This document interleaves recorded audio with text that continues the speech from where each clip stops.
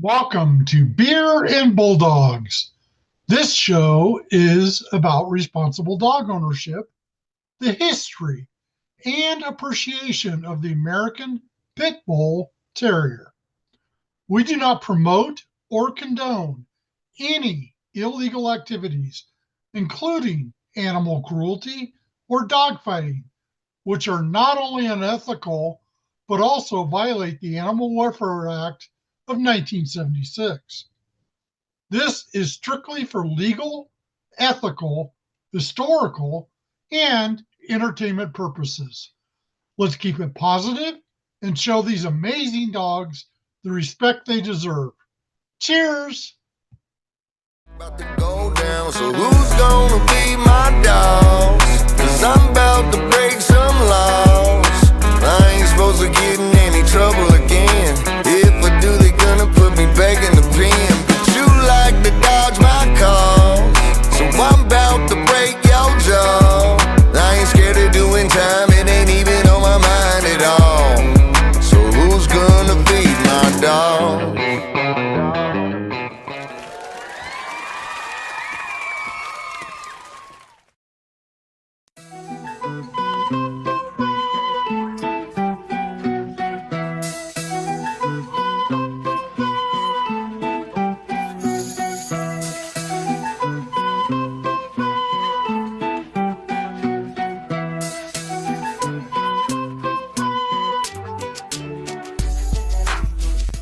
Yo, it's Calypso from Beer N Bulldogs. If you're serious about your dogs, you need gear that's just as tough as they are. That's why I rock with Bulldog Strong. Built for strength, durability, and performance. Whether you're conditioning, training, or just taking a walk, their harnesses, collars, and leashes can handle the pressure. And when the work gets real, they got braking sticks to keep things under control. So don't settle for weak. Don't just be strong. Be Bulldog Strong.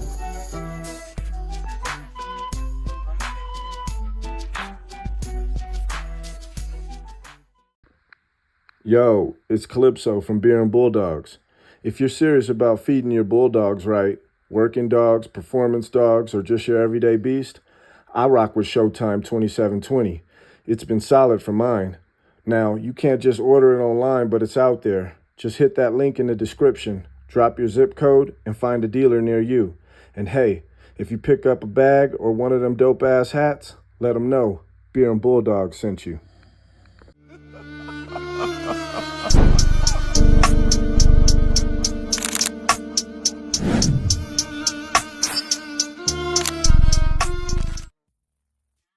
So people come to my house and they ask me, do that dog bite? And I go, not me. I say, not me.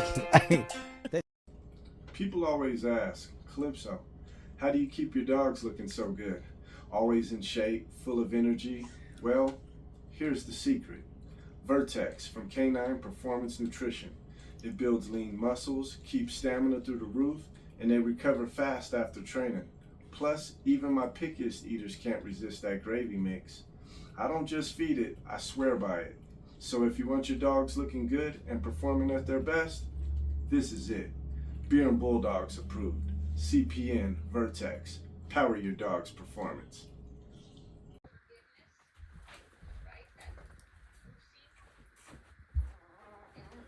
Hey, welcome to Beer N Bulldogs. I'm your host Calypso, and this is the show where we talk about the game-bred American Pit Bull Terrier, working breeds, and all things bulldogs. Well, today we got a very special guest for you guys. This man is definitely not new to dogs. He's been dealing with dogs for a very long time. But I thought I'd bring him more in here because I've been watching his YouTube show for a while. We'll get more into that as we go. But it just went against a myth about the American Pit Bull Terriers that I really want to get into when we have this conversation. You know what? Let me just go ahead and get into it. We've got Victor DelosAngeles Jr. from DelosAngeles Old Family Reds. Hey Victor, what's going on, man? How you doing, brother? I'm doing well. Good to see you. Good to see you. We gotta do this interview over a cold one. So All right, all right.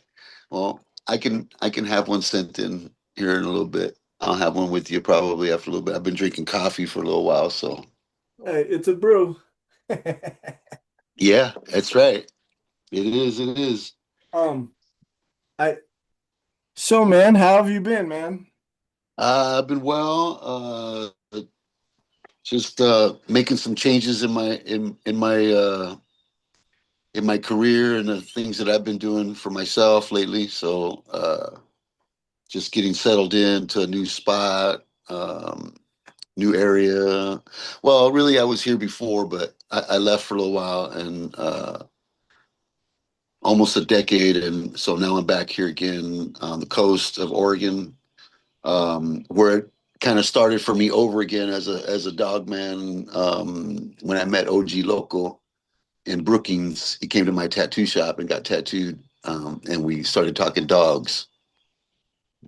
That kind of changed a lot of things for me once I met him.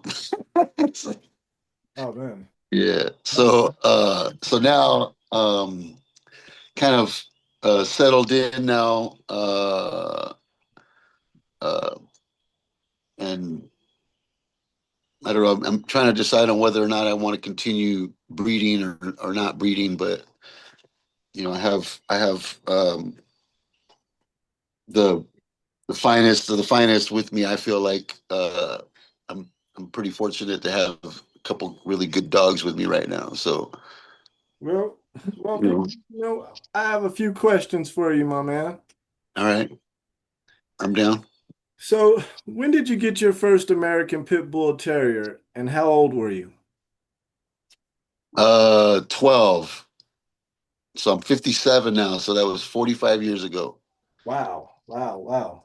So 45 years ago, her name was Lady Duchess. She was black, had the diamond on the chest, and was full-blooded pit bull. And the reason I wound up getting one was because my dad was a big fan of the Our Gang TV series. Okay. So he was a big fan of Petey, the probably one of the most famous pit bulls in the world, right? Yeah. Of all time, like, famous. Um, so later on, I made the mistake of teaching her how to chase cats and do dumb shit. And she wound up getting hit by a car because I wasn't paying attention. And that was my fault, So it was a hard lesson for me. So I, I, I learned to not teach them to, you know, focus and go get, Yeah. whatever it was. Like I stopped doing that and just went to just teaching them to be just good dogs and not, um, because that was tragic for me, man. That was horrible. Like my dog died in my arms. Like and couldn't move. Was gasping for air. It just for me was thinking about the cat that it was going after was going to go through the same thing, but in a different manner, Yeah. right? So it taught me a hard lesson that your karma really does catch up to you, and you have to be careful how you maneuver in life because that's just how things are, man. You gotta be a good person, be good. Otherwise, it's just bad things just keep happening to you in return. Yeah. Yeah. So you can't live your life that way. Not if you're gonna have a family and be a family man or be a grandfather, grow up to be somebody of integrity. You know what I'm saying? Like you can't. Well, I just that's just something I learned. well, could you tell us a little bit about that dog, lady? It was Lady Duchess, right? Yeah. Could you tell us about a little bit about her? Did you know what type of line she was or anything, or just? All I knew about her was that she was a pit bull. My mom just came with this puppy and was like, "Happy birthday." Her name is Lady Duchess. That's the name they gave her, and you got to take care of her. Any? If you drink water, you have to make sure your dog gets water. You eat food to make sure your dog gets food. You Right. don't go to the refrigerator and not think about your dog. If your dog's out there on a chain, You have to feed your dog. You have to make sure your dog gets watered. That's your responsibility. Don't let me catch you with no water in your dog's bucket. Right, right, right. Flat out. Yeah. Well, you said that your dad, he was a fan of the Little Rascals, right? But after what got you interested in the American Pit Bull Terrier over, all the other breeds of dogs that you probably could have just said, hey, you know what, I'm gonna go get me a lab or anything else after that. What got you so interested? The funny thing is that I had two labs prior to getting Delilah, which is the first dog I got from Okay. from OG. So when the red nose came available to me, that was like, oh, I hadn't actually thought about that. That's actually, to me, sounds like that's my kind of dog. Like that's what I would really like. Like, yeah, I would love to have a dog from you. Like I didn't have any idea who he was, what he had been doing. He did explain to me that there was his line of dogs. He had been, breeding them for at that time 30 years already, 30 something years, right? So which dates back to around the same time that I was doing that with our dogs.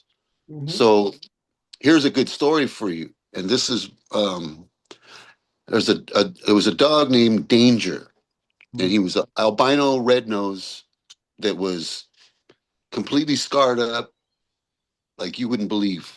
He was defanged, retired, had papers, came to me as a rescue, and my mom brought him to me. Said this was offered to me. He has papers. He's a champion, has champion bloodlines, and we can breed him and we can stud him. So you have to take care of him, and he's your dog. So, I had already had a few pit bulls already by that time. And when I got him, I was 14 by that time. So I had already had a couple years with pit bulls. And by the time I got Danger, I had already had two black ladies. Yeah, I had already had two black ladies. So then came him. And those two black girls were already gone. For whatever reason, I don't even remember anymore. It's so long ago. But what happened was my dad had two English bulldogs that were females that were on the other side of the yard that were his dogs. Mhm. And I had my dog on the other side. And my dad was the one that chained them up, right? I didn't do that. My dad was the one that had them locked up and kept them on chains because they would get out. And we didn't have that good of a gate. So my dad would keep them on a chain so they wouldn't run off. And that fool, when he ran off, bro, he was gone. Like, it took us a long time to find his ass when that fool was gone. And it would take him 2 days to come back. And he would just show up on his own. So there was a lot of dogs in our neighborhood that were sired by Danger. And so anyway, so a little later comes my best friend, and I think that this is that Ralph the Mouth, Baker's Mouth the Ralph the Mouth was offspring from Danger, but through another red nose or whatever. And they came out this white dog with brown spots or like red spots, right? And all red face, red eyes, everything. Uh, anyway, so Ralph the Mouth was kind of the same thing. He was snatched from somebody's yard because they had him outside in their yard and they didn't have a doghouse for him. And Robert stole him from them because they had him out in the rain and he didn't have no cover. And they were punishing him or whatever. But we found out later that they couldn't control him. They didn't know how to train him. They didn't know anything about the dogs at all. So they didn't know how to take care of the dog. So they just threw him outside. And so he stole him. Later on, he found out that the dog was mischievous and they couldn't control him, and they were happy that he wound up with somebody that could teach him and take care of him. But this fool liked to test his boundaries, and he would fight him. Yeah. And it was usually somebody challenging him. It wasn't him looking for it. They were other people that had dogs. Remember a boxer, somebody challenged them with a boxer, another guy had some other German Shepherd mix or whatever that he wanted to test his dog or whatever and wanted to test him on him. And route These them out. these Yeah. dogs, they carried their dogs. They carried their dogs away. You know what I'm saying? Like we had to stop them. So we learned how to teach them how to stop, how to break. You know, how to take us like chill, like a stopping point. At that point, we had to figure out how to make them quit whatever they were doing. So we would learn to teach them to play on bike tires hanging from a tree, and they would swing or whatever. And then when it was time to stop, we had to teach them that that was it, and they had to learn to let go on command because we didn't know anything about a breaker bar. We didn't know none of that. Yeah. Yeah. We didn't know it. We didn't mess with any of that. So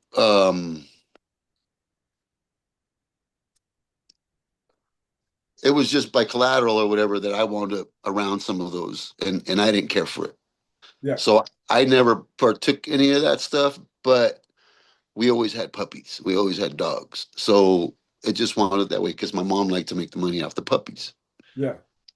So she always had a male and a female, whatever it was.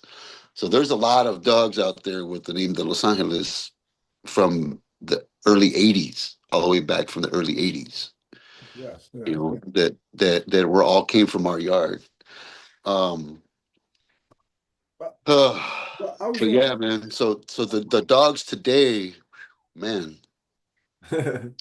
well, I was gonna ask on your early, years with the dogs. It sounded like you kind of were just doing it, just being a young man with your dogs. But were there any older guys or anybody else who had American Pit Bull Terriers who were showing you anything about them and while you were dealing with them?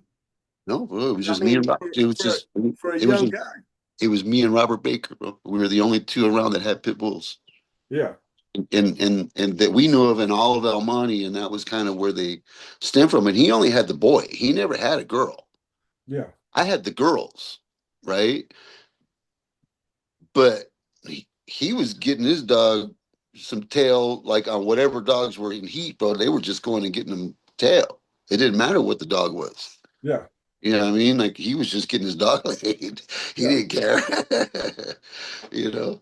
But But was there but me, I like the pedigrees. I paid attention to that because my mom made sure that I understood that if there was papers for them, that we could get better money for them, and there was a bloodline, and we could tell who their parents were, if they were champion show dogs or if they were champion fighters, depending on where they came from, you yeah. know, and the bloodlines or whatever were important too. She showed me the treat, Yeah. you know, because she had the sheets. She had the big sheets. What And I kind remember my mom's stacks of papers were like this. And she didn't always give out papers. She gave them the option to buy the dog with papers or without. And if they wanted papers, you had to pay more? Yeah. it was pretty up there. It wasn't cheap, you know. So the danger story, I didn't get you to finish that for you. Right. This fool got loose. Both females were in heat. He tagged both of them. My dad woke up one morning, went to go come out the front door to go to work, opened up his front door. It came in. He went to go open the outside door, the fucking metal door. He couldn't go out. It was the hell's going on? Looked at, and there was danger. Fucking passed the fuck out up against the door. The big old long chain draped from the direction of the girls. So, you know what I mean? Right? And I remember that detail. My dad said I knew he came from the girls because the chain was fucking dragging from that area. so he had to go around the back, come around the back, grab the dog, and put him away. 2 months later, we had 2 litters of these little fucking crazy looking pit bull bulldog looking things that had some of them had curly tails, some of them had short little tails, long skinny, long fucking with curlies on the end. Some of them with long noses, some of them with short noses, some of them with the fucking underbite or overbite, and other ones that were perfect pit bull heads, but they still had the all of them had the wide front, and the bully was started. Oh man, that's crazy, man. Hey man. So I'm like 14, right? We have these like 20 little fucking maniacs running around the yard, right? And all the neighbors had been going crazy wanting the bulldogs. They wanted the bulldogs. And my dad was like, no, I'm breeding them. They're going to be bred or whatever, you know. Well, nobody expected for that to happen. We were trying to find a male bulldog. The one that we did, the fool, he couldn't aim. He was everywhere but where he needed to be. You know what I'm saying? Victor, where So were you growing up at this time? I had to ask that because I'm trying to get the whole that's vision. El Monte, California. El Monte, California. Yeah, Okay. that's East LA. East That's LA. east of East LA. Yeah, Okay. the next few towns over. So yeah, a lot of history there. My sister wound up getting a sable dog, and her name was Enriquez's Nikki. She wound up being a grand champion and had a few litters from a dog named Dunton's Dozer, who brought on a few litters with her, and then we wound up with offspring from them, and then I think we wound up going back to Dozer for a stud again on one of the females, which was Malita, Okay. right? And then the Los Angeles Malita brought out all these fucking little crazy ass pit bulls that were sable. There was red nose, and then there was also black faced reds, Yeah. right? And then and and I didn't start seeing blonde dogs until way later when we started doing the Chinaman thing. Right. Right. Okay. You know, Okay. and that was like in the last what 5 years or something like that we started running that. Okay. Uh, So here goes the icebreaker that I have for my audience out there is that you've been able to have dogs coexist with each other, American Pit Bull Terriers. Some that have came from uh, grand champion lines, things like that. And you've been able to have them understand a time to work, a time to play, family time, all that. And yeah, I even just, even greeting. yeah, yeah, yeah. They know when you say when you my dogs know, and their attitude changes when you tell them you want to say hi. Then it changes just like that. Demeanor changes. They're no longer on patrol. They're on greeting mode. So it's routine, you know. How many at one time have you had just living all together, coexisting, man? 31. And people will not believe this. You know, they're gonna say, "Oh, he's a liar. That can't happen." Not No, with I have footage. I have footage. I have video footage, photos up the ass. I was just going through, um, my phone pops up the Google Photos or whatever, and you can, put in a subject or whatever, and it pulls up all those photos. I was going through some of that stuff, and I have like a lot of group photos of like all you see is dogs, yeah. like laid out, you know, stomach in the air, hugging each other, whatever, like all in a line on the bed, under the bed. Let, before we get too far into that, I just wanted to kind of hit them with that real quick. Who's your all-time favorite American Pit Bull Terrier? It could be yours or it could be somebody else's, or just a dog in history that you like, man, that dog that I heard of, read in the sports journal, something like that. Who would that dog be, man, if you just could say your all time? Well, the one that's always really amazed me as far as accomplishments and agility and strengths. Um, positive points or whatever that would be considered, good traits or good physique, natural abilities, right, would be obviously the Chinaman, Chinaman himself, the actual Chinaman dog. Yeah. The fact that he had another, bone that no other dog had, that to me, that just made he obviously, was a new species of animal. Although he wasn't that much different, but his endurance and everything else that came with him was one step above, everything else. So at that time, for him, um, I just keep hearing more and more and more and more stories and more things about that dog, and the fact that I have, like what I consider the cream of the crop and what I have beside me, out of all of the dogs that I've had that came from the Frisco Junior and Frisco dogs, that are, Chinaman bred or whatever, uh, And selection wise, I have like the most brilliant, probably one of the most brilliant animals that I've encountered myself right here next to me. so we're not just breaking the ice with just any old type of dog. We're breaking the ice with uh I mean, if you know the stories about China, man, It's intelligence, yeah. the calculation and the the Mm, oh, like yeah. They so said so China so man was so like little like okay, so just from okay, so an example, but that'll just show you that even though they are Chinamen, right?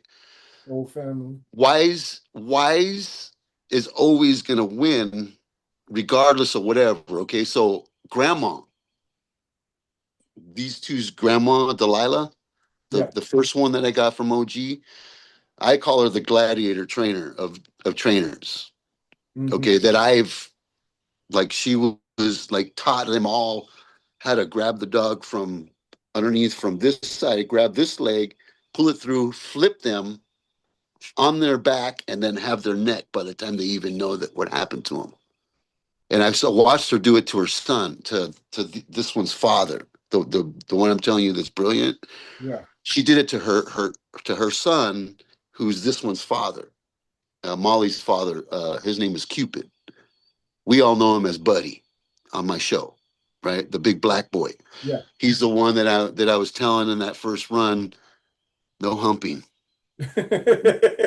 Remember that? Yeah, yeah. If you You know watch what? that, Let's tell them about your YouTube show so that they can check you out too right now, since you already just said that. oh, okay. So I have my YouTube channel, which, if you just want to look for me, is Victor DelosAngeles Jr. Obviously, is the name of my page or my YouTube page. There is a channel, it's a Pimp My Tattoo show, and a few other uh, spin-offs from that.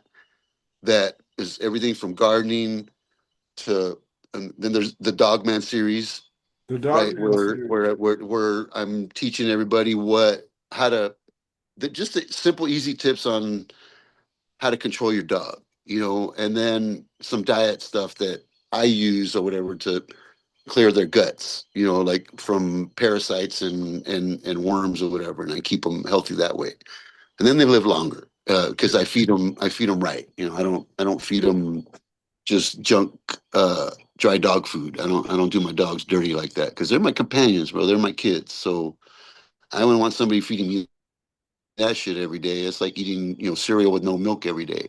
Eventually that shit's gonna get nasty, you know? Yeah. Yeah, no, I hear you.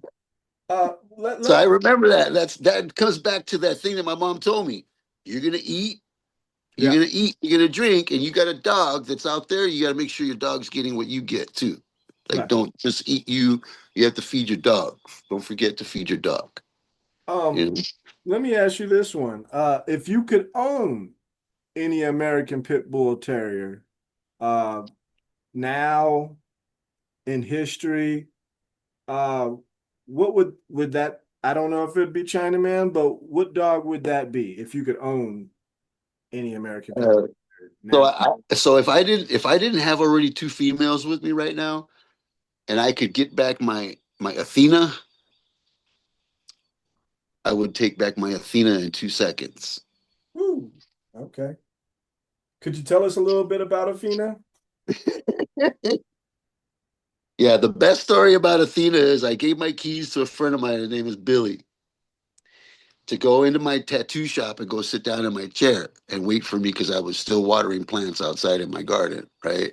And that's on the side of my building. There's a patio and there's an open space where I can put I have an indoor garden there.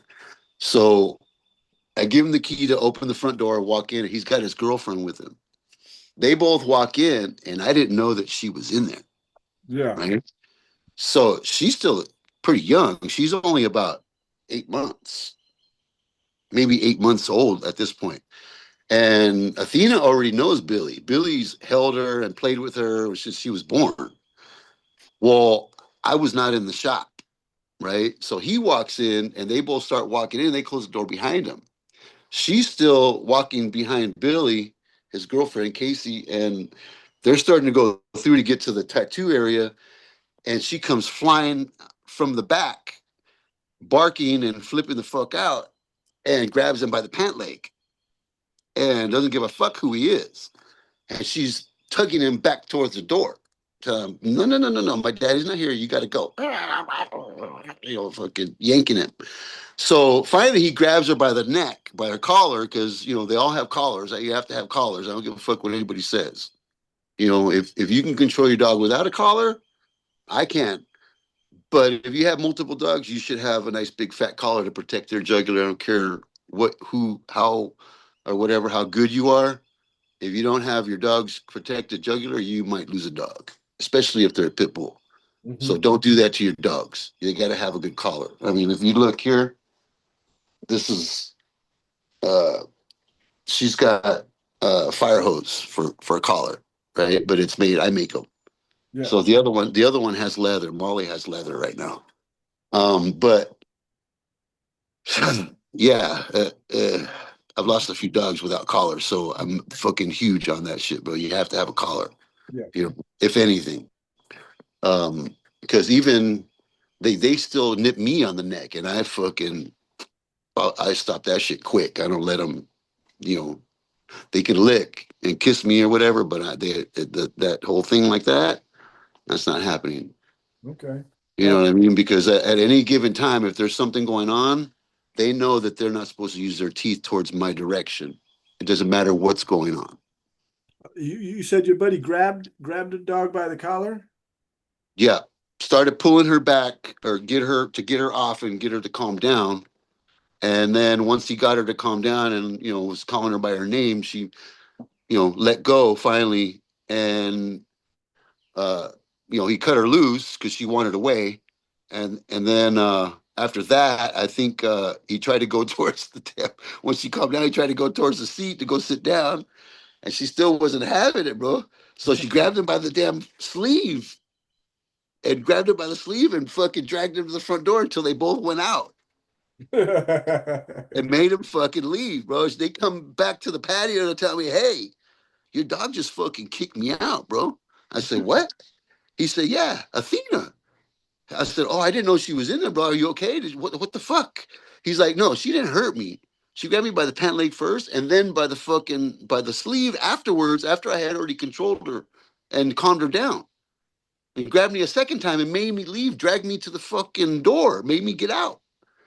I said, "Oh, okay. Thank you for not hurting her or whatever." It's like, because she's little, Yeah. she was still small, so he did the right thing. He just kind of grabbed her by the collar and brought her to the door. Once he was at the door, she let go, and he was able to get his arm back. So Victor, when you're not training your dogs or working with them, what do you usually spend your time doing? So I've been a professional tattoo artist for 30 something years now, 32, 31 years or something like that. That's my bread and butter. So I'm known for that. Um, Pretty much all over the world, I think. Kind of carved a name out for myself in that industry, right? A long time ago. So I like to say that well, okay, fact. I helped was a part of creating the rules for tattooing as like what we know of it as today, the way it is. Like it evolved to what it is now. And I was a part of making that like a universal rule for everybody where we just had a certain set of rules that were the minimal, and anything they wanted to add or change, they could do that once it like progressed or it got bigger or whatever, in other areas. And I was a part of that in 99, I think it was, we did that. 1999. It was me and 25 other artists. Um, but anyway, so that was a big one for me. To get my license on Catalina Island to tattoo, I had to go up against the panel, and I beat the DA there and wound up getting my license there, and kind of embarrassed her. She kind of embarrassed herself, really, not me. She embarrassed herself, and I got the vote, so they gave me a license. And even back then, I had pit bulls. Yeah. Yeah, and my dog, I could let him out the front door, let him go pee. He would go down the stairs, around the corner, behind the building, go in the trees, up behind the grass. He wouldn't even go in the grass. He'd go into the trees, into the brush, go take his dump or go pee, and then he would come back around, and he didn't give a fuck who was out there or whatever. He's coming back into the house because once he went out to go pee, he knew that there was something waiting for him. Yes. So he wanted the prize, whatever it was. It could be a bone, food, a treat, something or whatever, but there was always something for him, if not a good scratch on the belly and a good boy, Yes. But I could let him out, and he would never bother any other dogs. He was a pretty good dog, and his name was he's the original red nose pit bull El Sancho. His name was Sancho. So This is a great. I'm really happy to be talking to you about this because I have a lot of people on here who talk about their dogs, but not often do we get into these type of stories. And people need to know that the American Pit Bull Terrier is more than just some type of a brute, fighting dog, as they try, yeah, mean dog, yeah. that these dogs can do things like that, just Bro, like any other dog. Delilah got me in trouble, bro. She got me in trouble with the law one time. Like she went to puppy jail, and I had to pay to get her out of puppy jail, her and her puppy, because she could open up the door handle on a handle door and pull the door with her weight and pull back and open the door and go out. She got her puppy out of the Motel 6 room, was wandering in the parking lot. Custodian put her in a closet when I had already told them that I had dogs, and they still called the fucking puppy pound, come and grab my dogs. And I found out an hour and a half later that they were locked up. Cost me like $850 to get them out, and then they chipped them and said that the only way I could get them out was if they got chipped and they got all their shots or whatever up to date, and uh, they wanted to fix them. And I was like, no, we ain't fixing no dogs. I don't care what I got to pay for a fine. If I got to pay a fine, I don't give a fuck how much it is, but you're not fixing my dogs. Those are pedigree dogs, and they're part of my pedigree. I'm not fixing my dog. So I did. I paid a fine, and I think it was like $150. Okay. You know, so you got to be careful. They're smart. They're a little more smarter than we give them credit for. I mean, because I could have a conversation with my dogs, and they know exactly what I'm talking about. Right. We're going for a ride. We're gonna go see. Suge Knight. Boom, it's on. They're at the door. Wait, wait a second. Wait, what do you mean we're gonna go see tonight? one of my twins, she has a dog named Suge Knight. Oh, okay. My bad. I And, was thinking you started. she's half boxer, half pit bull. And she's a little bit older, but these two really look up to her and they love the shit out of her. And she don't put up with nothing, bro. She's like a true gangster. And she's an old like body shop dog or some shit. Yeah. And when she came to them, she was dirty as fuck. It took them like 4 baths to finally for the mud and the grease and shit to finally come off of this dog, bro. She's a sweetheart. And she puts up with this little bitch right here, little bit. She puts up with this one right here is no joke, bro. The red nose. This is uh the daughter of uh Lady in Red, and I think is it Scarface or the other brother? What's his name? Crazy Horse. No, Scarface is her father. This one's father. Okay. OG Scarface and little Lady in Red. A Okay. little bit. So this one right here plays hard, bro. She is like super high strung. I had to teach her how to break right away because if I don't, the other one's gonna wind up pouncing her really hard and hurting her, and I don't want that to happen. So I have to stop them every like 3 or 4 minutes and make them take a break because I already know. Yeah. Molly's no joke. She survived a bout with her father and her aunt, and they were just playing with her, but they had her by her 2 front legs and they were ripping her apart. And luckily, I had friends that were there keeping an eye on my place. They heard all the ruckus and stopped it. But this one has PTSD now, Molly, because of that. And the two guys that were able to break that up. She fucking goes off on them every time she sees them. Like pissed off at them that it took them that long to come in there. Like she lets them know. Yeah. Yeah. You know, like reminds them, motherfucker, you took too long. What the fuck? Yeah. She's not like mad at them or anything, but she's like pissed off that it. She remembers. They're smart, bro. Yeah. You And, know, they're smart, but I think they don't recognize time. They're like, you're like, man, I thought you would forget, right? Yeah, no, they don't That have. They was don't. like 10 Yeah, minutes ago. well, I can leave literally I can leave here in my truck and go to the gas station, go put gas, and come back, and it's like I was gone for fucking 3 days. Yep, yep. So Victor, how do you balance your time, with your dogs, training, caring, and just your personal life, tattooing and gardening and stuff. How do you Yeah. balance all that? Well, um, you know what? It honestly is a routine. You just have a routine that you go through every day, and it don't matter what it is. And I like to call that. I was taught this by a guy that I was buying some real estate from a little while back. He's an older guy, Yeah, and he told me, doing business and staying on top of things and always like being on top of your game.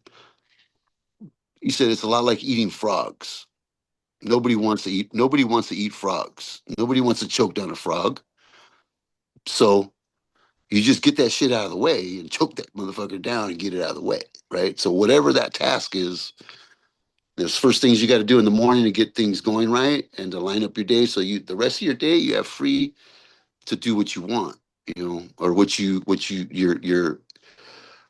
going to take you over the hump is what you do afterwards. But to get to that top of that hump, you got all them things you got to work throughout the day and get those accomplished. Not complicated, but even if it is complicated, but get them accomplished. That's what I was trying to say. okay. Blah, blah, blah. So I'm guessing there's going to be a very interesting story in how you ended up having 31 dogs one time, all coexisting with each other. Uh, how did that come about? You guys, you're gonna love this shit. Okay, so the back of my shop, there's a window, and it slides halfway. Now it's a kitchen window. I put the kitchen sink there. There's a 3-hole sink right there now. But on the outside, there used to be I used to have all around my whole place. I had platforms where I kept plants up high because I had the dogs, right? So I would put my saplings and all my stuff up high that I was growing, and the dogs weren't allowed up there. But the motherfuckers got big, it didn't matter no more. They would just fucking fly up there, right? And they wanted to see what was going on. And that was when I figured out that if they can, and I actually I already knew this, but I knew this because I used to raise chickens. I used to raise roosters. And if you look, I don't know if you can see those or not, but uh, there's, Yeah, I see it. I got, ay, Yeah, ay, there's little roosters on my fists, right? So anyway, that was a big part of my life as growing up was roosters, right? So I'm huge on that, and you know those are game birds, and the dogs kind of fit in with that, but it's not anything that I was participating in, but the animals were always around. yeah, So as a kid, didn't matter what I wanted, there was always roosters, yeah, right? So I was there when they would wrap them. I was there when they would fucking, the money was fucking switching hands. I saw all that stuff as a kid. So, I understand it. I saw it. Um, but uh, they use a method with their birds when they're training their birds and they're conditioning them where the only thing that they have to rest on, the perch on, is a rope. yeah, Okay. So the bird has to like always be conscious even when it sleeps, if it wants to perch on that. Right. So it's always working and the brain never really shuts off. Right. And the muscles are always, with the wind or whatever, they have to stay balanced, bro. So even when they eat, they gotta fly and jump up to the top to get to the tray where the food is. There's a little platform. It's way up high up in the thing. So they have to fly and hop and get up there to get it. So I use that with my dogs. They sleep. Their sleeping quarters are up off the ground about 2 feet off the ground. So they have to jump up or they have to climb upstairs to get up. They get older, they need stairs. So that's just how I do it. yeah, When they eat, same shit. I put that up in their fucking sleeping quarters. Their food goes up there, and if I have to, a picnic table, a bench, whatever, I make them hop up and they eat up off the ground. I don't let them usually eat on the floor. But here I don't have that where I'm at now. But where I was, I created all that shit. I made it. So that was how I conditioned my dogs to where I didn't have to do anything because they were always all day long were hopping up, right? yeah, yeah, So fucking, like I was complimented once by a doctor recently. Prior to putting Cupid down, we had to put him down because of the yard accidents that we had.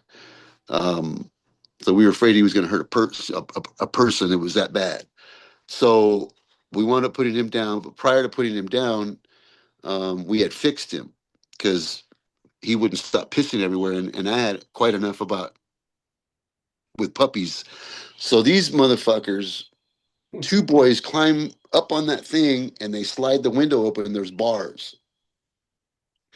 These motherfuckers figured out how to do their body to the side and put their one leg forward and the other one back, get their head through there and slide through the window to get into where the girls were indoors. And I wound up with 3 girls pregnant at one fucking time.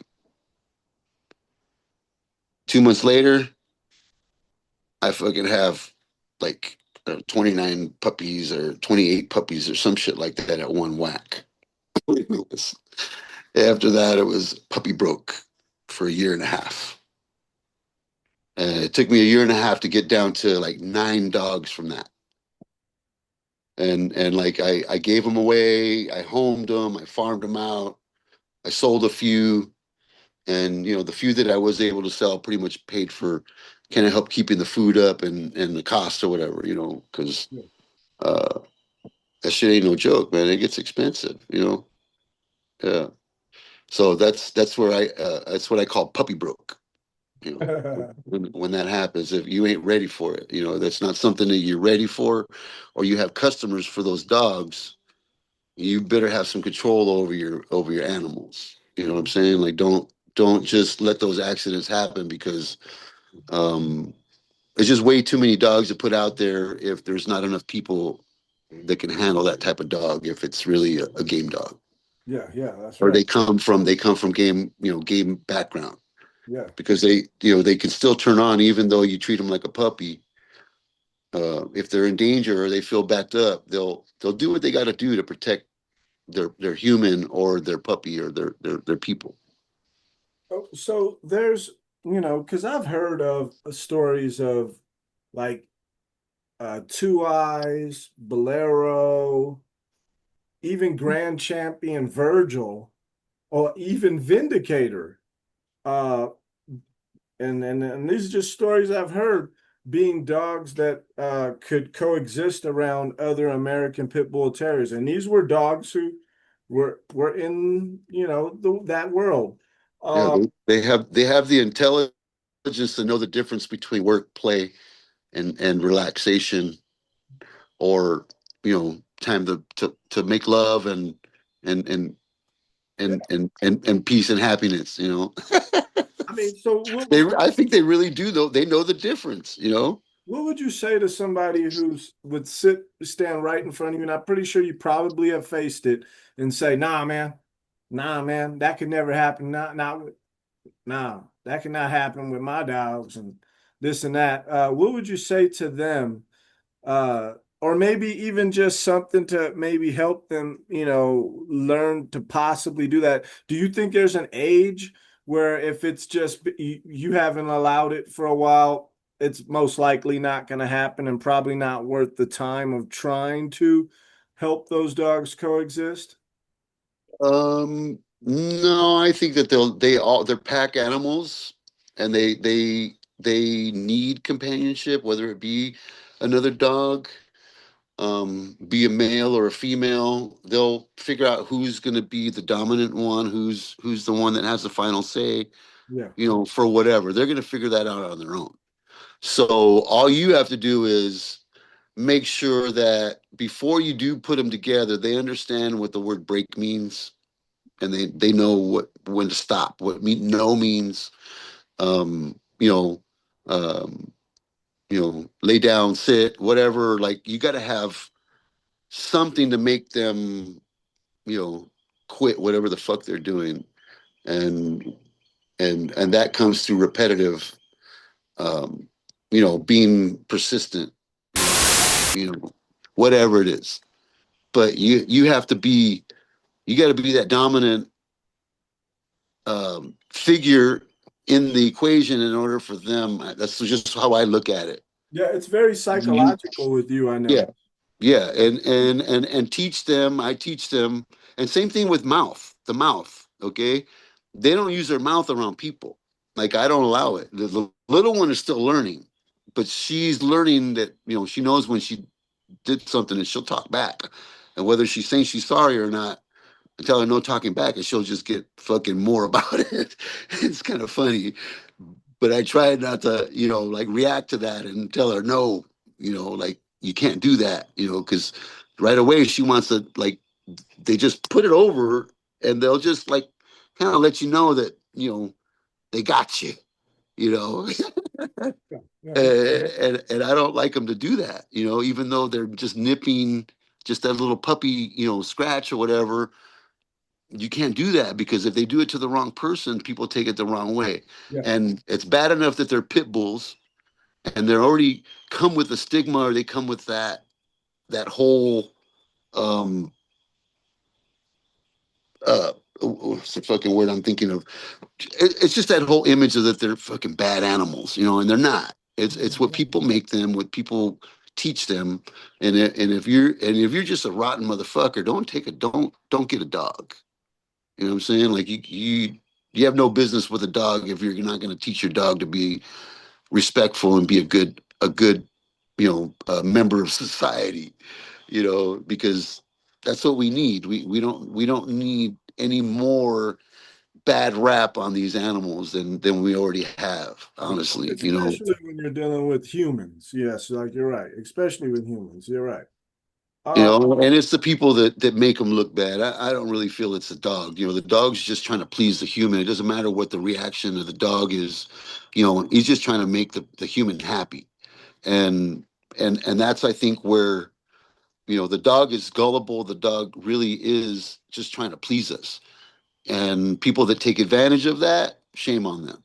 You know what I'm saying? Like, if you're doing it for the wrong reasons, you shouldn't have a dog. If you use your dog for hunting and you're pinning hogs, you're doing, you're hunting certain whatever, animals or whatever that is for food.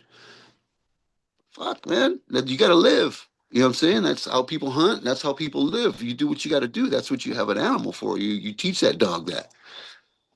But to harm them and then put them in harm or whatever for profit and there be a death behind it, to me, I don't care for it. You know what I mean? Especially when it's another dog that loves their human and loves their other animals just as much as the one that's doing that winds up winning. I mean, they both trying to please their person, and it's not. I think it's just dirty, rotten, and it's a shame that it's kind of it probably still happens. I don't know that people still do that shit, but I don't like it, and I really care for the animals more than I do the sport. Do you think did it come with maturity? Yeah, well, I told you that first accident, bro, when Lady Duchess got run over by that fucking truck with a camper on it, and she died in my arms. That was enough for me, because I taught her how to kill. I taught her how to hunt like that, and because of my actions, she died. It wasn't her fault she died. She was doing what I taught her how to do. So, to me, I owe her,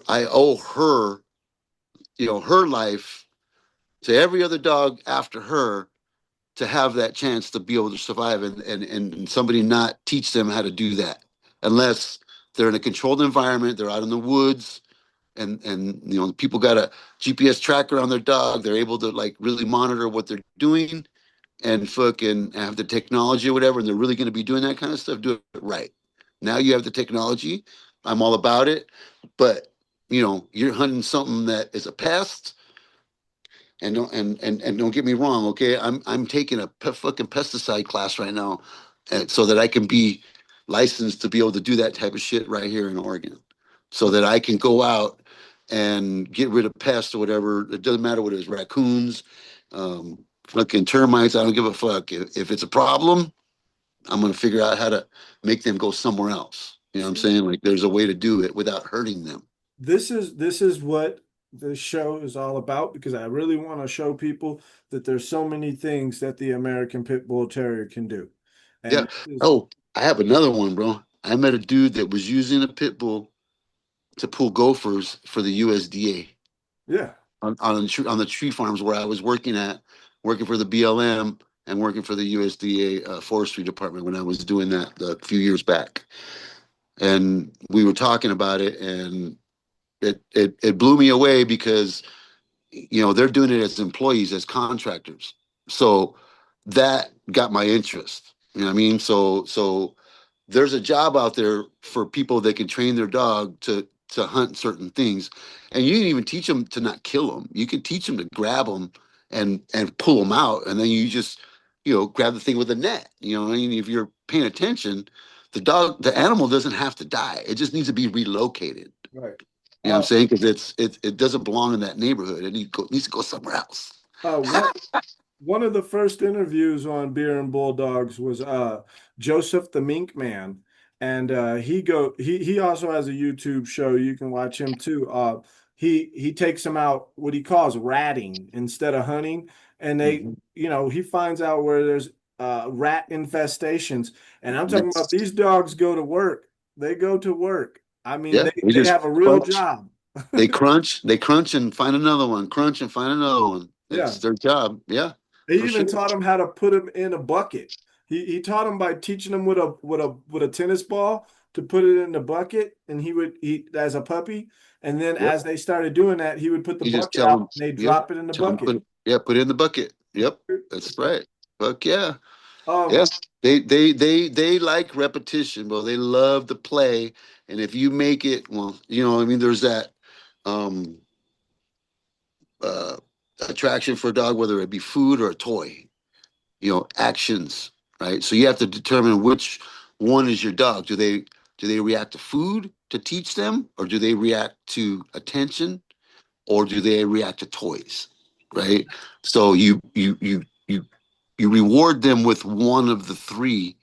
It doesn't matter which one; they're always going to be grateful. You know what I'm saying? So you have to decide which one you're using for what when you need to, and always use what works best for the dog. and you know what I think is so great about the American Pit Bull Terrier when it comes to this is that there's other dogs that can do this, but it Oh seems yeah, like the American Pit Bull Terrier just wants to do it better. They just want to keep doing it, so they, whatever they it won't is, and they won't quit until you make them fucking lay down, bro. They're just gonna fucking keep going. yeah, Like you literally got to make them sit and lay down and force them like now. yeah. And that's another thing, sign language, you guys. Those of you, whether or not you want to believe it or not, animals and most animals communicate through body language. Okay, not all of them communicate through their vocals. Vocals for dogs are more of a warning signal and a mating call kind of a thing. They don't really communicate it unless you teach them how to communicate, or they learn. It's a learned behavior, right? So this little one, little bit, the one that I have here, Lady in Red's daughter, she's very vocal. Like she'll literally have a conversation with you. Her mother was the same way. Grandma was the same way. So it's a learned thing. I taught them how to be vocal and how to let me know when they want something. They want water, they would clang their pans, drag them around with a foot until somebody came with water. Like they're fucking super smart. Same thing with food. They lick their chop. They're telling you that they want food. It's all sign. If they're happy and they're happy to see you, that tail's going. If that tail's straight up and their fucking hair's up, you know that they're on guard. Right. Right? Hackles up. Oh fuck. What is it, buddy? What are you looking for? You have to figure out what's got their attention. It's all body language, and if you can't distinguish that shit, you better go watch my show. Um, so Victor, this is the part of the show that I call quick fire questions.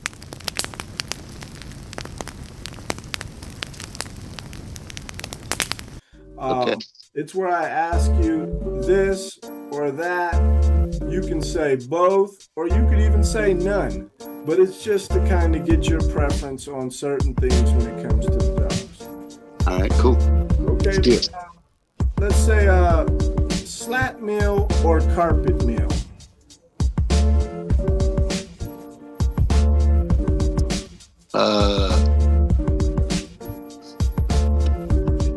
Okay.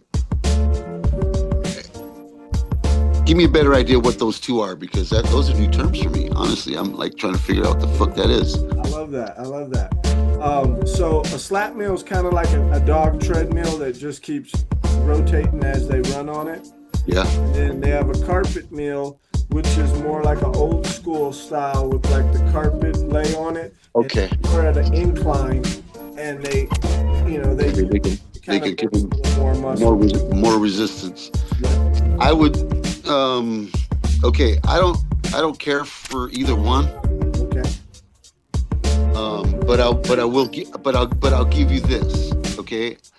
I don't care for it if they don't have them attached correctly. Okay. So to me, attached correctly would be a harness that has two connecting points from both sides of their hip or both sides of their chest, right? And then two sides from their neck, so that they're not getting hung up. If they get tired, they don't get hurt. Okay. They can literally just release their legs or whatever, and they're just gonna hang there. You know what I'm saying? If they get tired, the way I'm talking about.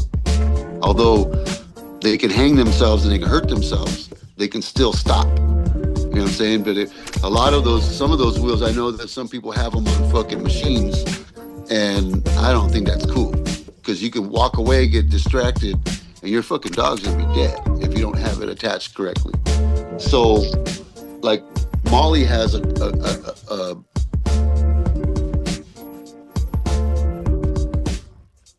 this is Molly's collar. Yeah. So it has 2 D-rings. Let's see if I can get it in there. Right there. Has 2 D-rings, one for each side, right? And then the buckle in the middle. And then it has a wide leather, right, that protects her jugular. It makes it to where if she does get hung up on something, it's not going to slice her. It's not going to really dig in or whatever. Yes, it might choke her out or whatever, but for the most part, another dog is not going to be able to hurt her in the way that is going to kill her. You know what I'm saying? Unless the dog snaps her neck, right? So that's why I do the white collars, right? And then that's why I designed these with the double, so that you have a direction if they're pulling sled or they're pulling a little cart, or you're going up a hill and you're using them to help you up the hill, and you don't want them to go to the left, you want them to go to the right. You can pull on the right side if you have a double leash on it with a loop on the end, right? So just a double end on it. This is kind of bouncing off of those questions, but have you ever been sledding, taking the dogs out sledding a little bit, doing a little mushing, I guess? We used to do it with big wheels, bro. That's cool. No, we used to do it with big wheels, honestly. And the only reason we did it with big wheels was because we could fucking skid sideways, and we were fucking going down the road, and the dog would turn, and we could exercise. That's good exercise. And that was how we exercised our dogs when we were kids, bro. That was how we went and bought big wheels, and man, the wheels would last us 4 days, and they would be fucking square, Okay. Man, see that? I love that. Okay. Well, here goes another question. How about collar or harness? The only thing a harness is good for is what I just explained. That's the only thing I see a harness good for, unless you're in a public place and you really, really want a little bit of extra control and to be able to keep your dog back. And collar is definitely my preference, because I had an instance recently where I had state cops come into my building to look and to count wheat plants, because I had given some wheat plants away, and they witnessed that. Right out to the street, I gave away some wheat plants. I had too many, bro. Like I was like, my homie had a medical card that he was trying to get, and then when he found out he had to pay for the permit for the place to have it, and I was giving him the place, he didn't have enough money, so I had way too many plants for him. I had to get rid of plants, keep it legal. You know what I'm saying? So I give some away to somebody that needs some, that actually has a medical problem, and these motherfuckers want to make a problem. They want to come into my place. They stopped them people, took their plants from them, and then came to me, wanted to look at my place, and so I let them in. Well, I had Cupid, Big Buddy, between my legs, and let them come through and inspect and look in all the rooms or whatever. Well, the cop that was looking got too close. Yeah. And even though I had him, held really good, he still nipped that fool when he got by, and nipped him in the finger. Yeah. So if I'd have had him, even if I'd have had him with a harness, he'd have bit that dude. He would have locked onto him, bro. He would have literally he would have shook him. You know what I mean? He would have fucked him up because he got too close to me. Right. And he knew that they didn't need to be there. And the cop knew that. The cop told me afterwards. He's like, yeah, he just barely nipped my finger. He got me with his lip. He lipped me. He said he let me know I was too close, and I respect that. He's like, I totally understand the dog language. Yeah. So that control You know, if you want to control them, you have to put that collar up front towards the neck. You know, keep them up on the top when you're walking them. Keep them close to you. Don't let them fucking wander around. If, you know, your dog's out of control and wants to pull you and you don't want to stop, you have to turn him back the opposite way and keep turning him the opposite way until he fucking knows that you're the one in charge. Otherwise, you're going to keep on doing it to you. And people, I can't understand why people let their dogs do that shit to them. Don't do that. Yeah. You know what I'm saying? Like, you're letting him control you. He knows that he got you wrapped. So he's going to keep on taking advantage, or she is, if you keep letting her do that. You can't let your dog do that. Yeah. I love that, man. So, you know, in some instance, I think you understand the term game, which some people think it's just some type of violent thing. It's the attempt to want to continue and not give up, and that's just what the dog is about. So I will ask this question, and you've also talked about taking classes for pesticides. So I'm guessing you're going to be out there hunting in Oregon with your dogs. So let me ask you this: mouth or game?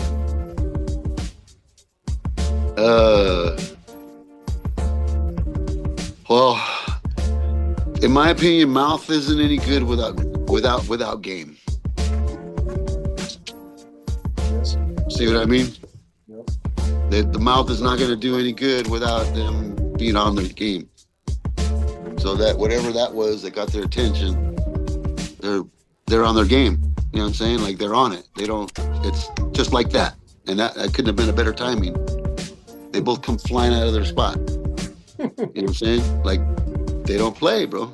They're pit bulls. They don't fucking play. This is their spot, you know? And I'll let you know.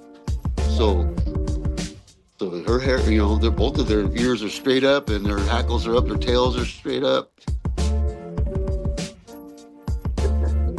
You got it, baby? Did you get them? Huh? Did you get it, huh? You're too cute, baby. So I know that the people can watch your show and they can learn a little something about the eating side too, but I was going to ask you for our show, kibble or raw? Raw, always. Raw.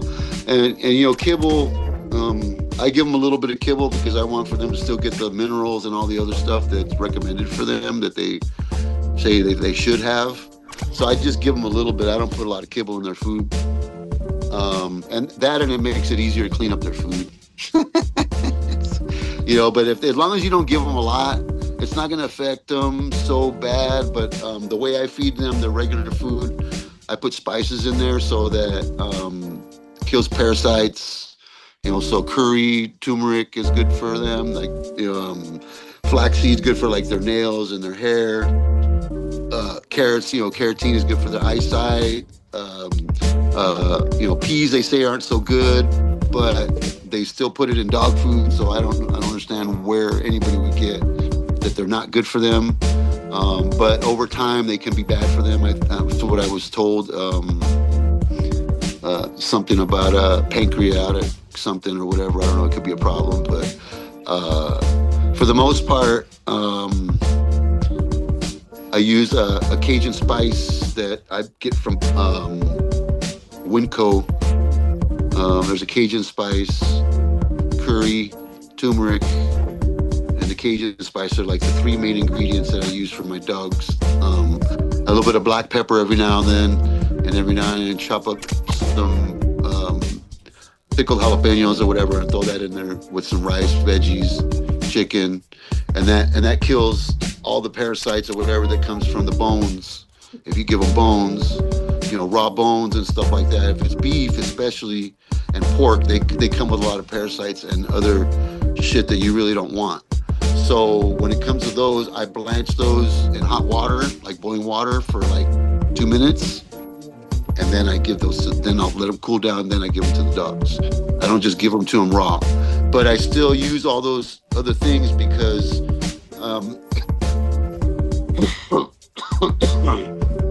I follow old Dr. Marty. Okay. So the nutritionist, holistic, vet doctor. I follow him. So there's, probably like 40 other, spices and vegetables or whatever that we can add to their foods. But typically, if they're alpha, they get the organs. So you want to give them the hearts, the liver. You want to give them that kind of stuff every now and then, not like all the time, because in the wild, they would only get that every 2-3 days. They really wouldn't get that every day, right?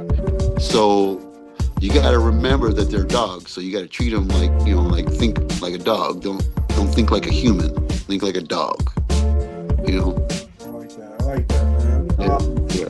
So this is going to be, normally I ask people 1 or the 2, but I'm going to ask you the 3. So let's chain, kennel run, or just freely laying around?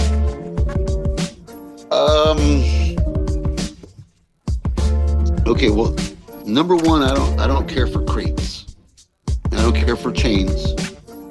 Right? So I do community area, like everybody lives together. Every now, like I did have 3 areas when I had all those dogs for that one time, but I alternated them and got them used to each other by bringing puppies in and introducing everybody and letting them play, right, as puppies, so that they socialize together. They know each other. They know each other's scent. Their parents know each other. So when the puppies are all separated, you can put the parents together, and as long as there's no puppies around that they're fighting over, you can't hear the puppies, they're going to be okay. But if the minute they hear of puppies that they're distressed, you're going to have adult dogs fighting. So you can't jeopardize that. You have to totally have a totally separate area where you put puppies. Okay. That's a suggestion. You know what I'm saying? Because puppies are whining at the door to get out underneath that door, and the parents are outside that door. Those parents are going to wind up fighting, and one of them is the weaker one, and it's going to get hurt. And that happened to me. So I'm telling you from experience, don't make that same mistake. It's not a pretty sight. And they're fighting over their offspring. Don't matter. I don't give a fuck who you are. Your kid's in distress, you're gonna fucking fight tooth and nail to get to your kid, human or dog. Okay. Yeah. That sounds. Yeah. Okay. Let's tug of war or fetch. So there was a combination answer for you. Sorry. Yeah. How about tug of war or fetch? Tug of war they do naturally. I call that fuck. I don't call it tug of war. I call it fuck. Because no fuck you, it's mine. No fuck you, it's mine. That's what I call fuck. So they play over the bone. They'll chew on it together. Opposite. Like that or whatever. Like they do it all day long, bro. And then one will have it, the other one will have it. It doesn't matter if there's 2 bones. They're gonna play for the one. The other one can sit there, and it ain't gonna matter. They want to play with the one because they're playing together. It's a social thing, right? So if you have 2 dogs, you gotta let them play what they like to play. You don't need to I don't think you need to coax them into whatever. If you're gonna teach them to retrieve and hunt, then yeah, by all means, teach them with a dog, a decoy, scented, items, on that kind of shit. That's a part of dogman training, for hunting and all that. Yeah. But just to play, a tennis ball is really good for them, but you can't leave them with the tennis ball, because if they crack that fucker in half, bro, it gets caught in the back of their throat, they're gonna die. So you have to keep an eye on them. Don't let them just keep chewing on a tennis ball. You have to take it away. Yes. At least that's my experience, because my dogs will just crack them in half, bro, and then they're just ripping it apart now because they're bored. And if you let them just keep doing it, eventually they're gonna be shitting out a tennis ball. Yeah. No, I hear you. But out of those, what would be your favorite one, though? For me, Let's say we used to really dig on frisbee. So fetch is my more favorite thing, and frisbee fetch for dog. It to me is more athletic, and it teaches them calculation. Okay, I like that. I like that. Okay. So you know, you got to have a really good space to do that with them. And if you're going to do it, you definitely want to start them off with a ball, something when they're little. You can't. It's hard to get them in the beginning if they're older to start teaching them that, because they just want to chew on it and they'll keep it. You have to go chase them. That's kind of a pain in the ass, but you can get them to where they'll understand. But you got to have a lot of frisbees to do that. You know, like keep them fucking busy where they don't have a chance to chew.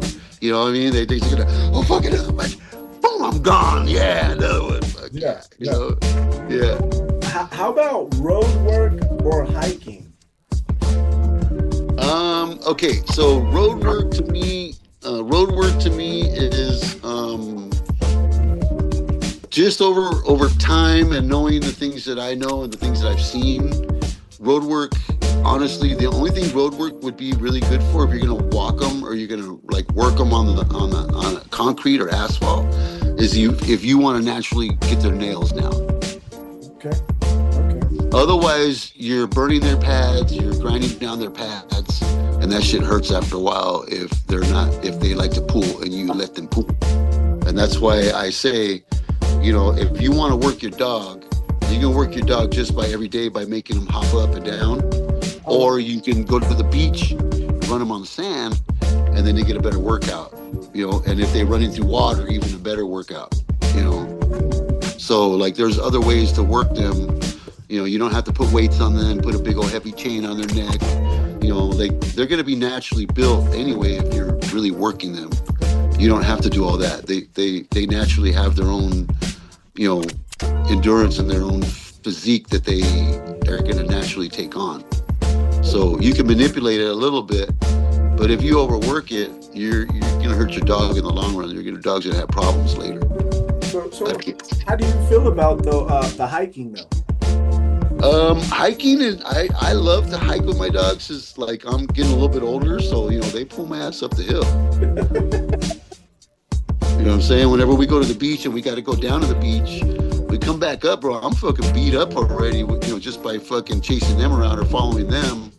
By the time we get back to that hill, I need their help up the hill. I need both of them. So it's like, yeah, hit me up, fuck. I do. You know? So let me ask you, Victor, what kind of legacy do you hope to leave upon the American Pit Bull Terrier community? Well, I know it's a weird one. No, that's not. No, really, it's not, because like that brings me back to Lady Duchess, right? That whole thing where after experiencing that, I didn't really want. I kind of didn't want for anybody else to have to feel the way I felt, or how I feel when I think about it, right? Because it jacks me up, and you know, the danger and the other bulldogs, when I went away for the summer after those puppies came, and there's a whole nother little story about how the puppies got sold. It's pretty funny. But when I got back from my summer vacation, I didn't have no more dogs. So I rebelled. I became a different person when I got home to no dogs. And it's taken me a really long time to learn to accept that other people's actions really shouldn't affect how I live or the things that I do, even though they did affect me. You know, like I learned to take those things in perspective as to what they really are, and then if I have to, discard it and just know that I learned from it and move on to something, and still use that for a tool in the future if I have to. Try not to regret things, but use them as a tool to better your situation. So so my thing has always been, um, I make dog collars and I give them to homeless people that don't have leashes or collars for their dogs.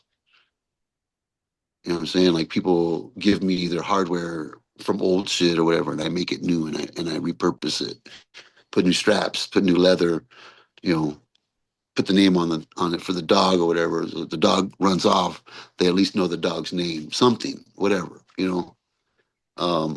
So just I don't know. It'd be nice to get a little bit of credit for some of the things that have gone on that I've had to do or that I do, but that's not why we do it. We don't do it for that. We do it for the love of the animals because they don't ask to be here, you know. Right. So that to me is more important than anything, you know. That's why when I took Delilah and I agreed to be in that program with them, I did that because whatever dogs were going to be with me were never going to be on chains while they were with me in my possession, right? In my kennel, in my home. So although I was agreeing to breeding because I really did want to be a part of that, the preservation of the breed, because red nosed pit bull has been in my family forever.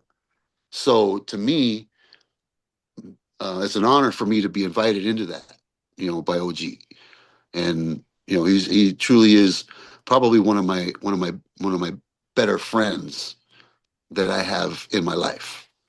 He's been there for me for some dark moments and some shit too that kind of snapped me out of a few things. So we're good friends. Yeah. And Shout outs to OG Loco, man. Let's just make sure we say that. Shout outs to him. yeah, he's a good guy, man. He's a good dude. Um,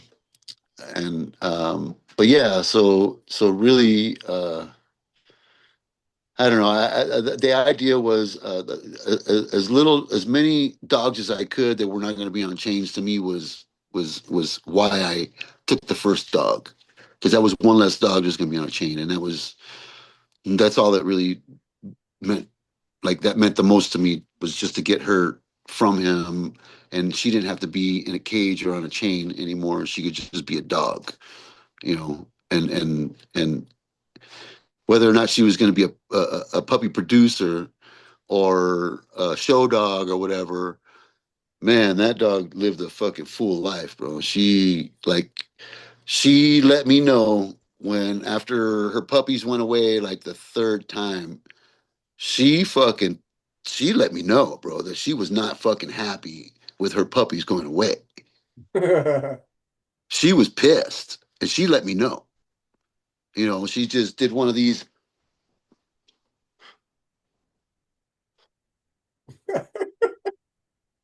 And literally would not fucking look at me, bro. Like she punished me for her puppy going away. She was pissed, and she fucking like really would like let me know for a few days that she was not happy with me. Like, why do you keep on making my puppies go away? Don't do that, Dad.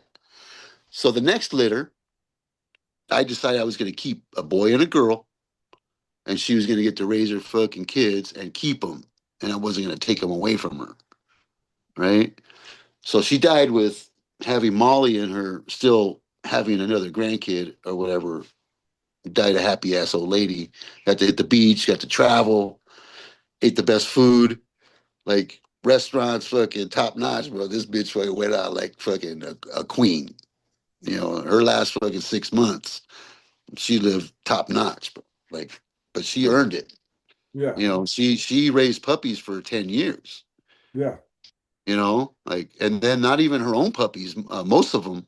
She did her 4 litters, two red nose litters and 2 Chinaman litters, right? And then after that, all those dogs that had puppies that were in my possession, gladiator school, all of them. Yeah. Yeah. Every swinging one of them, bro. They all learned grappling from grandma. Grandma taught them, what they needed to know. Grandma Delilah was no joke. So Victor, What's one myth about the American Pit Bull Terrier you'd like to dispel on my show right now?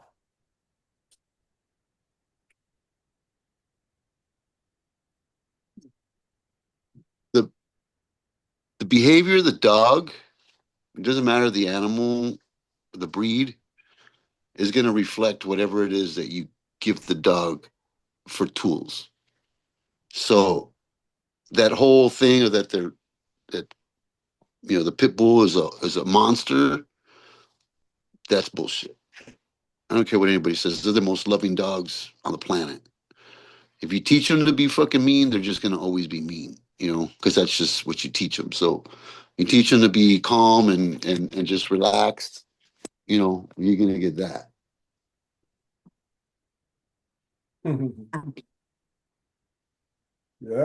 Yeah. That's and then over here, that's what's behind me. So, okay, Victor, what's one uh, bit of advice you could give to somebody who, and I don't think, and this is just my opinion, Victor, that the American Pit Bull Terrier is for everyone.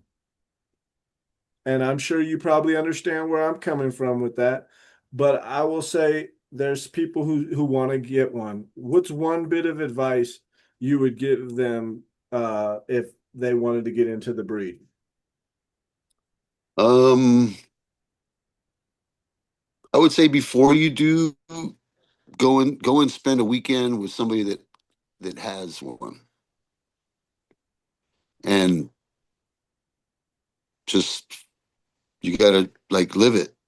You know what I'm saying? Like you gotta live it 100%. If you don't understand, or you don't see the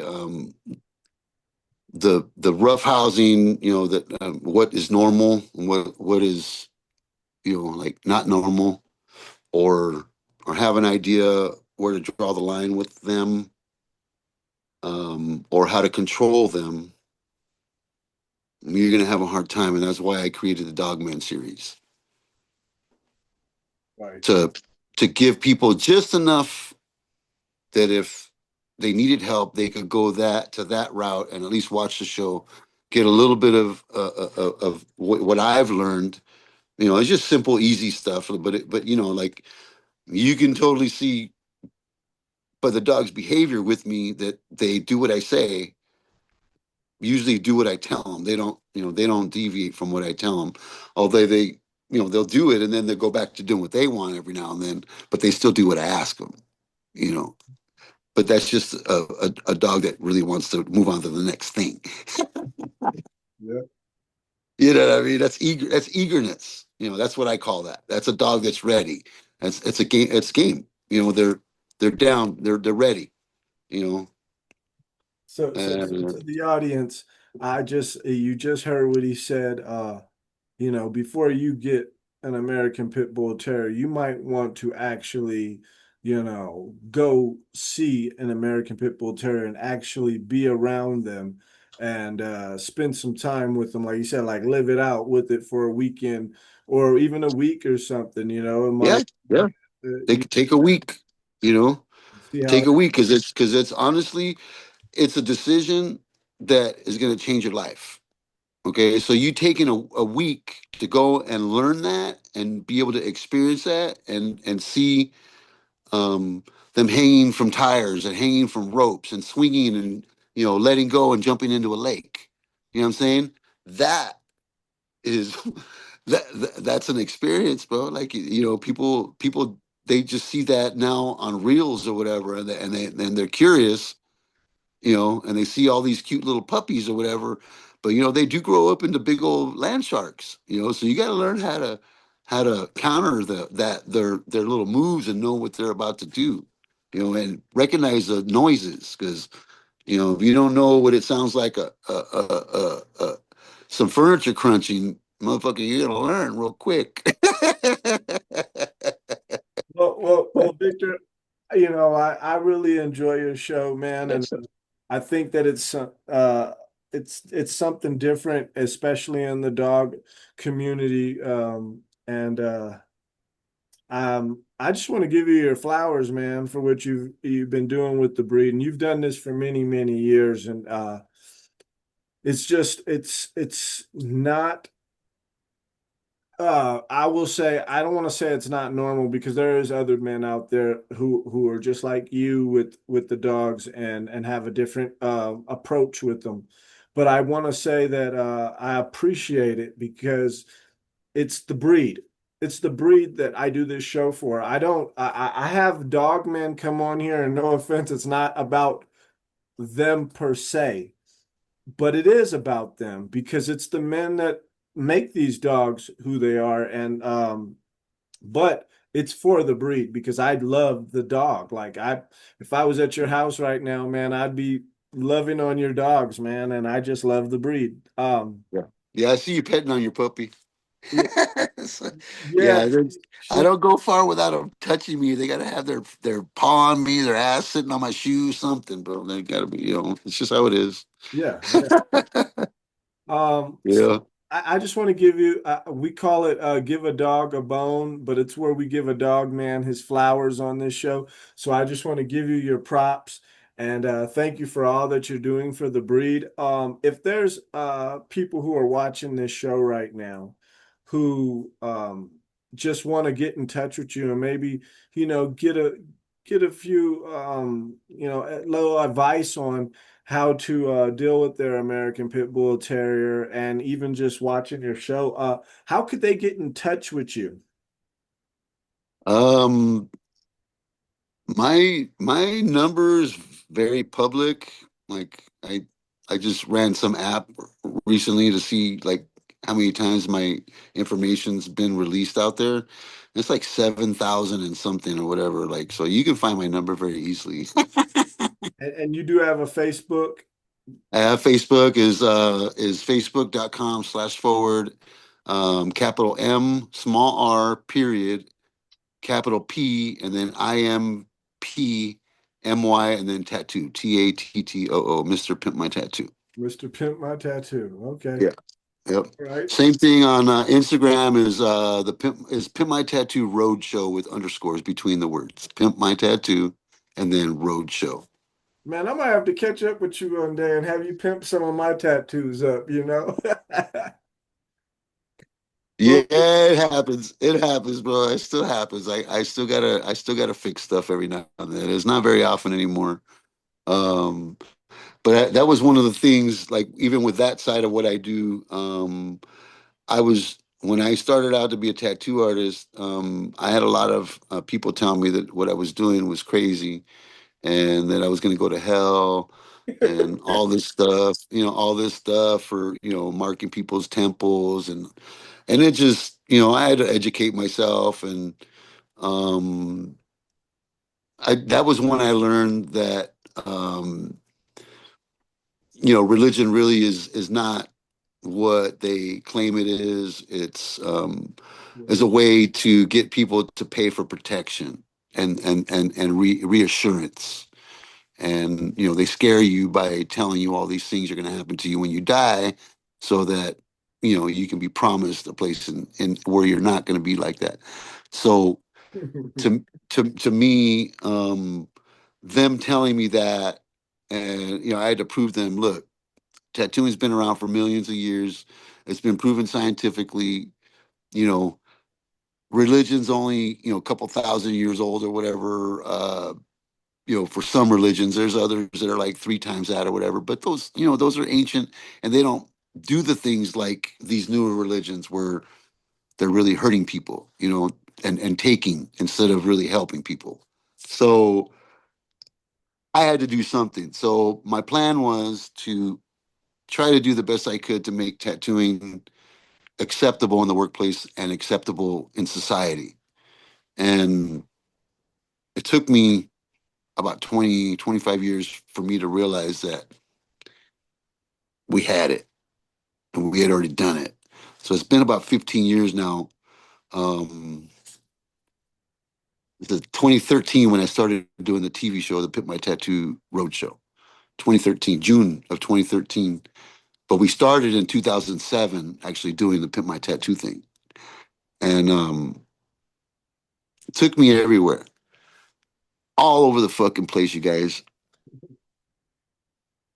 I found one place in Oklahoma where a dude had fucking, I don't remember how many fucking pit bulls. And I happened to stumble upon this place. And I never forget the dog that came out to greet me.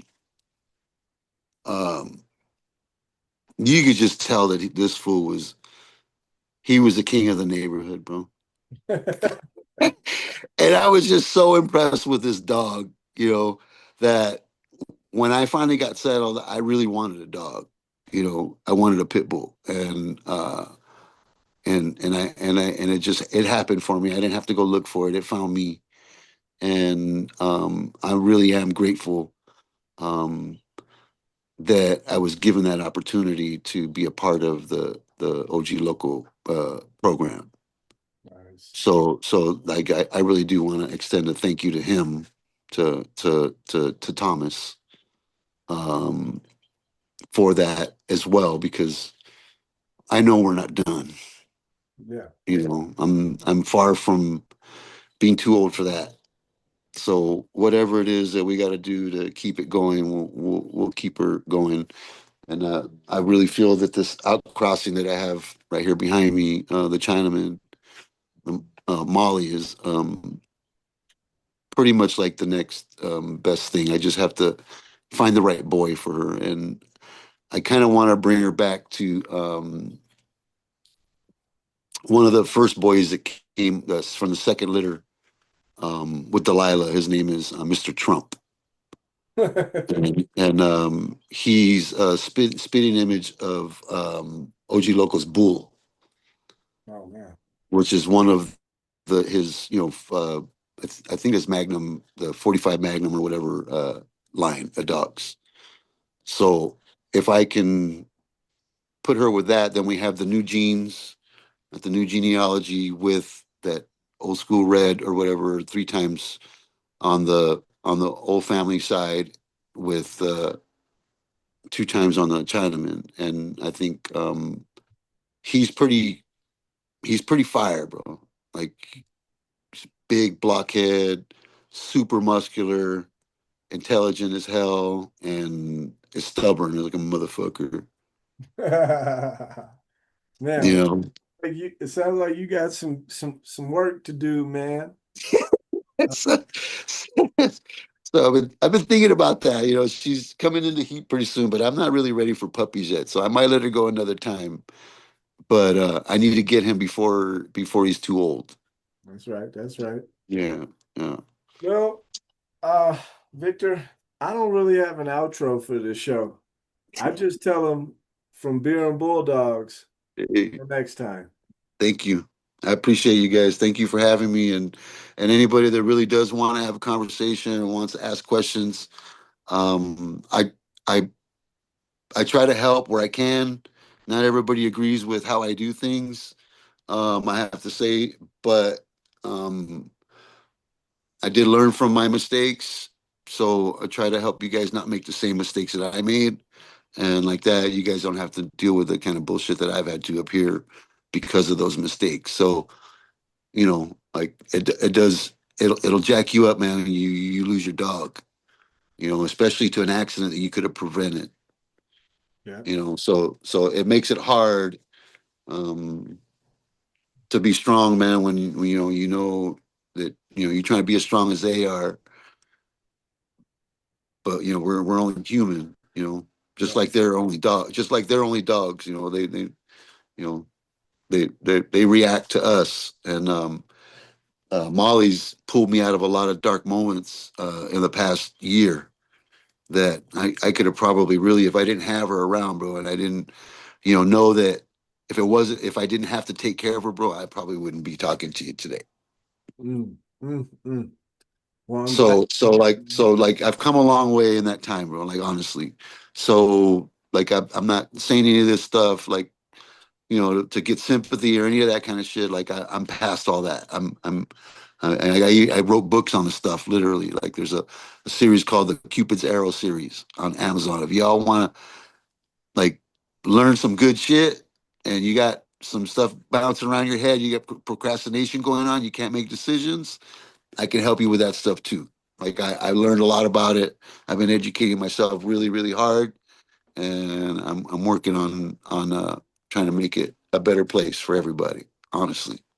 Wow. Okay. You know what? I was just about to end this show, but I just want to make sure because my fans need to hear that, man. And I'm pretty sure there's probably some other dogmen out there who have dealt with this type of stuff too. We talk about mental health and and how much now we could just say, how much a dog can help us through those type of things. Oh yeah. Oh yeah. Oh yeah. Totally, bro. I literally have, and I didn't even remember turning on the camera or the video, but it was on the pod, and I had turned it on for whatever reason, sat down, and I fucking lost it, bro. And the dogs both come and they, fucking lick my tears, hug me, and try to get my attention. The dog went over there, grabbed the other dog, and brought the other dog to come and help me. Right. So they're very conscious of what's going on. They're very in tune with their owners, and they do know when there's a problem. So you can count on your dog to be there for you if you really need somebody and you don't have anybody else. You can go to your dog for the help that you need if you really need it. Like you can't, I don't know, it's just cowardice to me to take your life or whatever and leave behind, not only your dog, but your people, the people that love you the most. And then you don't have to do that. There's people that'll talk to you, that'll help you, talk you through it. And I'm one of those guys. I can help you. And I have. I literally, it's been a few months back. One of my friends in Texas called me at fucking 1 a.m, had a fucking gun in his mouth. And I talked him out of it. So he's still around today and thanks me every time he talks to me for fucking sticking around for him. And, he looks up to me a lot. And I was glad to be able to answer the phone because I'd have felt like shit if I'd have found out that he did that to himself and didn't call me. So y'all have, you all have my attention if you need it. I'm good with that. Right. For real. I thank you for saying that. And Victor DelosAngeles Jr. Y'all, I just want you guys to remember that name and go check out his show. And I'm gonna add to it, you guys. I haven't been adding to my YouTube very much, but I'm going to be doing some stuff. I got a greenhouse coming. I'm going to be bringing a pond here. I'm going to bring my hydroponic and aquaponic system over here. Um, and I have puppies. I've got puppies coming. So I'm going to be doing some dog stuff on the Dogman series. Um, I think we're going to be blowing glass pretty soon. My little brother has a studio set up at his house in Texas. I'll be seeing them probably October. So I'm going to do a little set with my brother on glass blowing because I'm the one that taught him to do that 15, 20 years ago, 20, 22 years ago.